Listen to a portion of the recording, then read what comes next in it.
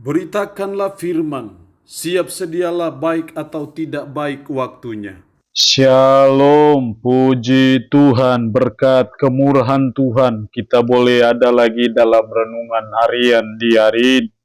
Firman Allah yang menjadi perenungan kita bersama di hari ini, saya ambil dari Markus pasal 3, ayat 13 sampai dengan ayatnya yang ke-19. Secara khusus saya akan baca ayat 13 sampai dengan ayatnya yang ke-15. Firman-Nya berkata demikian. Kemudian naiklah Yesus ke atas bukit, ia memanggil orang-orang yang dikehendakinya, dan mereka pun datang kepadanya. Ia menetapkan 12 orang untuk menyertai dia, dan untuk diutusnya memberitakan Injil, dan diberinya kuasa untuk mengusir setan. Demikian kebenaran firman-Nya hari ini yang secara khusus mengajar kita memenuhi panggilan Kristus. Sebagai umat, sebagai orang percaya, kita semua dipanggil oleh Kristus. Hanya berbedanya adalah ada yang dipanggil secara full time, tapi ada yang dipanggil secara part time. Artinya bahwa kita semua dipanggil oleh Kristus. Untuk apa kita dipanggil oleh Kristus? Untuk kita bekerja sama. Dipanggil oleh Kristus untuk kita semua bergandengan tangan dalam panggilan pelayanan. Karena apa? Tuayan sudah menguning tapi pekerjanya sedikit. Makanya pada waktu memulai pelayanannya, Yesus memanggil ke-12 muridnya. Dan saya percaya panggilan Kristus kepada ke-12 murid itu juga sebenarnya berlaku bagi kita sebagai umat, sebagai orang percaya pada masa kini. Prinsip-prinsip panggilan Kristus pun berlaku sama bagi kita sebagai umat, sebagai orang percaya. Karena itu, apapun kesibukan kita, apapun tugas dan tanggung jawab kita, mari kita sadari bahwa kita harus memenuhi panggilan Kristus. Bahwa ada panggilan Kristus bagi kita sebagai umat, sebagai orang percaya. Walaupun panggilan Kristus bagi kita pasti berbeda-beda, tapi yang pasti kita semua dipanggil. Ayat 13, kemudian naiklah Yesus ke atas bukit, ia memanggil orang-orang yang dikehendakinya, dan mereka pun datang kepadanya. Mereka pun datang kepadanya, artinya bahwa mereka memenuhi panggilan Kristus. Hendaknya saudara dan saya pun sebagai umat, sebagai orang percaya, mari kita memenuhi panggilan Kristus itu dengan datang kepada Kristus. Nah, ada 3 hal penting dalam hubungan dengan memenuhi panggilan Kristus yang kita pelajari dari ayat ini. Dalam ayat 14, ia menetapkan 12 orang untuk menyertai dia, dan untuk diutusnya memberitakan Injil.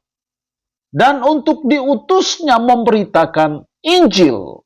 Di sini kita melihat hal yang pertama dalam memenuhi panggilan Kristus. Yang pertama adalah bahwa kita dipanggil untuk memberitakan Injil. Siapapun kita, apapun kita full time kah ataupun part time kah, ingat bahwa kita semua dipanggil Kristus untuk menjadi saksi bagi Kristus, untuk memberitakan Injil Kristus. Ketika kita bicara Injil, maka kita bicara kabar baik. Jadi memberitakan Injil sama artinya dengan memberitakan kabar baik akan karya keselamatan yang Yesus kerjakan bagi kita di atas bukit Golgota. Sehingga dengan percaya dan beriman kepada Dia, akhirnya kita memperoleh keselamatan. Bukankah itu kabar baik? Kalau itu kabar baik, maka sudah sepatutnya, sewajarnya, selayaknya, dan sepantasnya untuk kita memberitakannya. Soal apakah mereka setuju, tidak setuju, terima atau tidak terima, percaya atau tidak percaya, itu bukan urusan kita, tapi urusan kita adalah bahwa kita dipanggil untuk memberitakan Kristus. Yang kedua, ayat 15, dan diberinya kuasa untuk mengusir setan.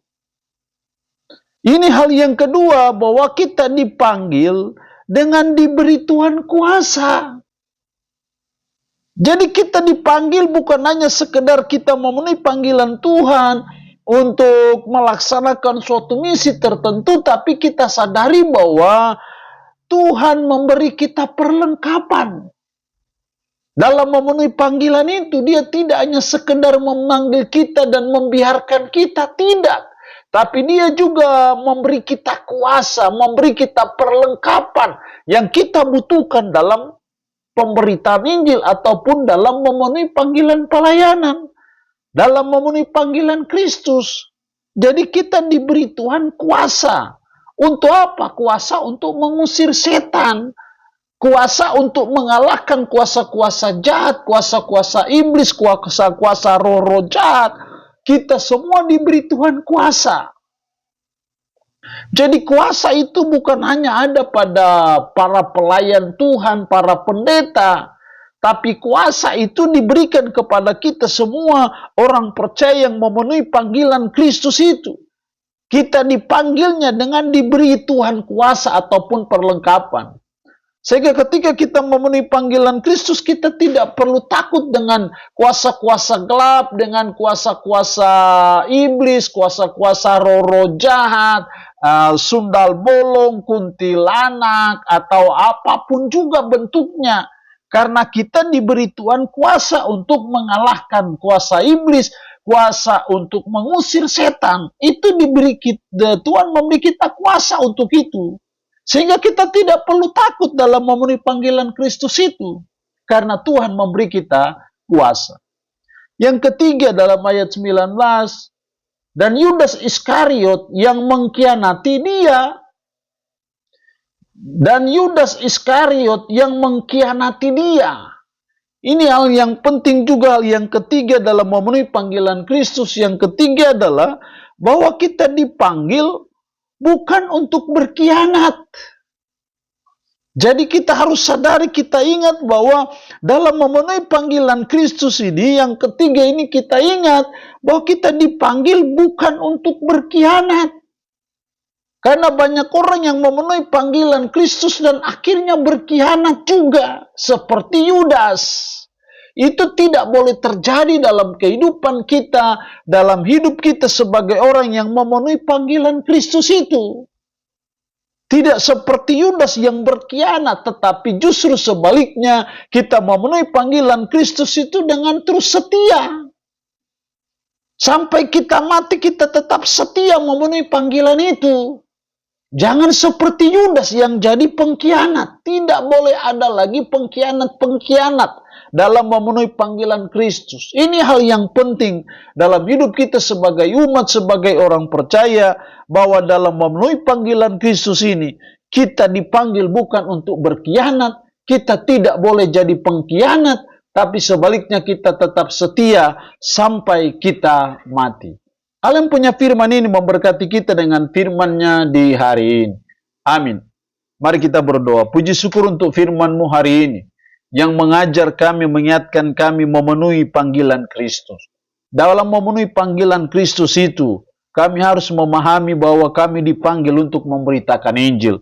Kami dipanggil dengan diberi Tuhan kuasa, dan kami dipanggil bukan untuk berkhianat.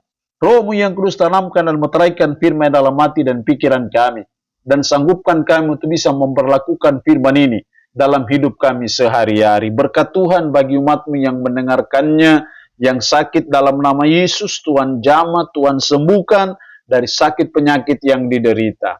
Terpuji-pujilah nama-Mu, dalam nama Tuhan Yesus Kristus kami berdoa. Amin. Shalom. Tuhan Yesus memberkati kita dengan firman-Nya di hari ini.